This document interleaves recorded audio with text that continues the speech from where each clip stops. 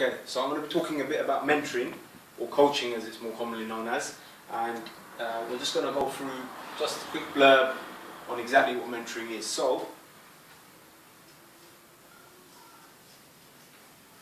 what is mentoring? Okay, so mentoring is basically where one person decides to approach another person and ask them for assistance in a development. Most commonly, it's to do with their career. Okay, so that's exactly what mentoring is. If you just give me a moment. So, why become a mentor? Or, why choose to actually enter a mentoring kind of relationship? Wishing for positive change or dreaming for positive change is not going to happen. Okay? We have to be proactive about it, and we have to actually seek out the kind of people. So, as a mentee, you would decide exactly what development you need and find a relevant mentor for it. As a mentor, why you would do it, it would increase networking, and you're becoming the facilitator of the change you want to see, the positive changes you want to see in the world. It also allows really good networking across organizations, within the same organization, and it's probably one of the most cost-effective ways of self-development and developing people in your organization. Okay? So, where would mentoring take place?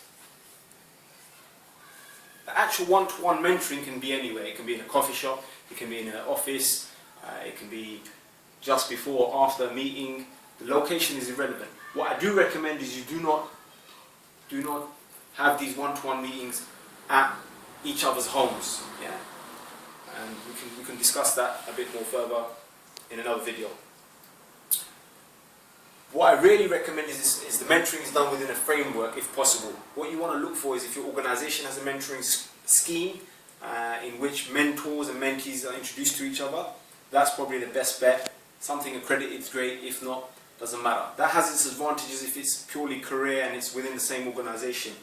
If you want a completely drastic change of career, or it's a personal goal, you're better off seeking someone who's not in the organization, in a different organization, somewhere where you want to be. Okay, and how? How should mentoring be done? Okay, now there's different frameworks, but I truly believe that there should be targets, clearly defined targets, and they should be SMART targets. So everyone pretty much knows the SMART targets. Yeah, so they have to be very specific. So you can't just say, I want to become healthy. That's too vague. You'd say something like, I want to reduce body fat. Yeah? It has to be measurable. Something like reducing body fat is measurable. Saying, I want to be healthy is too general. It's very hard to measure. Yeah? What you're going to use. It has to be achievable.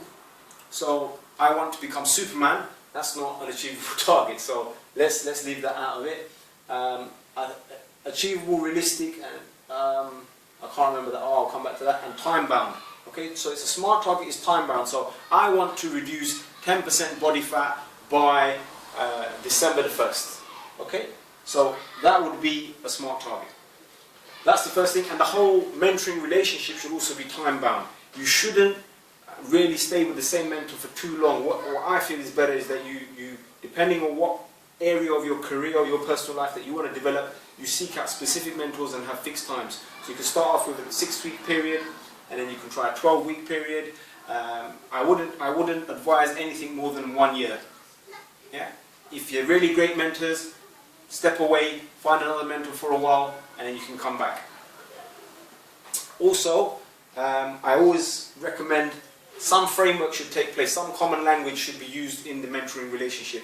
I personally in the mentoring relationships I use the 7 habits of highly effective people as a prerequisite. So whoever I'm mentoring should have gone through that book. So that opens up discussions, and we have a common language to speak of when we're discussing any targets or goals. And again with how, in a way really the mentor is doing the mentee a favor.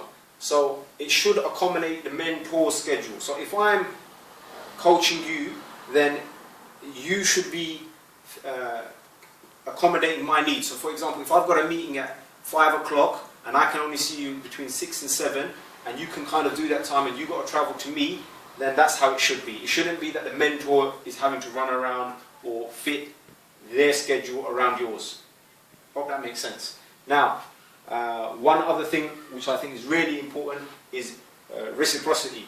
Now, I can't say that word, but I really like the meaning of that word, which basically means whatever positive I'm giving out, there should be a return of some positivity. And I think we should avoid money, but there should be some exchange, mutual exchange. So as a mentor, I've had life experiences, whatever, and I'm giving you shortcuts. That's what I'm doing. I'm helping you get from A to B faster, whatever it is. You should somehow repay me. Now, what I personally do is a time bank. So if I spent 12 hours mentoring you, then you would owe me 12 hours. Now, that could be in anything that you agree to. It might be helping me on the allotment.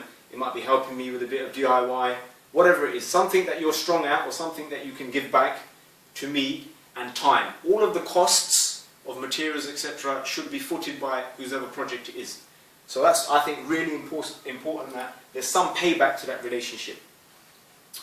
Okay, who should be a mentor? And who should the mentee pick out and look for? So for example, I use the smart target about fat loss. If it's my personal life, I'm looking for a mentor, ideally someone who used to had a high body fat percentage and reduced that body fat percentage and kept it down. That's the ideal mentor for that project for me. That's the kind of person I need to find. What I'm trying to say is find someone who's already done it. The other thing is if it's in your professional life, look where you want to be. Yeah? If you want to be the director of a company, the company you work for, go and speak to that director. Ask them if they would accept you as a mentee, because that's where you want to be. They're going to give you the shortest route to get there. That's who you want. Flip side, as a mentor, I'm quite fussy about who I'm going to mentor. I don't want people who I have to chase or I have to harass to deliver things on time, etc. In a way, I'm doing that person a favor, so to speak. So I want it to be as convenient as possible. The other thing to look for is personalities. Some personalities get on much better than others. Okay, so if I'm a drill sergeant and the mentee, they need a bit of a kick, so to speak, verbally speaking, not physically, then we'd work together. Yeah? If they acknowledge that they need that push, they need a firm hand, then we'd work good together. But if they're fiery and I'm fiery, it doesn't really work because we're just going to argue and clash. Yeah? Good mentors can work around these things, but it just makes it easier if you're on the same frequency. Okay, so that's the who. Complementary styles, I've covered that. Right, when is a great time to mentor or be mentored? Okay, it's not age bound. Okay, don't think that, oh, I'm too old to do something like this. We're never too old. If we want to develop ourselves, there is no age gap. Okay, the other thing is, some people, they enter a job and they're thinking, oh, I'm only new to the job, I'm only, a lowest grade person, or I've only been doing the job 6 months.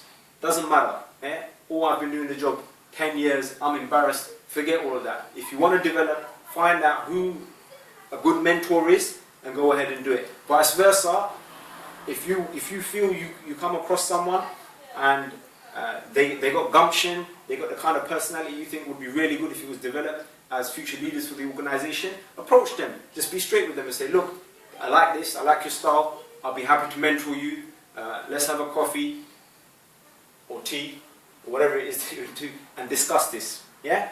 And now is the best time. If you've got something that you've been really burning to do, whether it's a changing career, whether it's to lose body fat, whether it's to get more muscular, whether it's to be better at a particular sport or a skill, or you wanted to learn a particular hobby, or there's a hobby that you want to turn into a bit of a micro enterprise, basically follow these steps, go find someone that's, that already inspires you, and approach them. You've got nothing to lose. The worst case, they say no. As a mentor, just be just as proactive. Yeah? If you're already doing it, if you think you can do it, just approach people, man. If you find someone who's got a bit of gumption and stuff, and you see them in a similar journey to your life, but at an earlier stage, so if this is a path to a career and you're about here and you see someone that's wanting to head in the same direction, but they're about here, then, you know, just have a conversation and say, look, I'd love to mentor you. We can work something out. And hopefully, you'll be able to fast track them and they can avoid any pitfalls that you had also. That's my bit on mentoring and coaching. If you have any questions, just leave your comments below. Thank you for watching.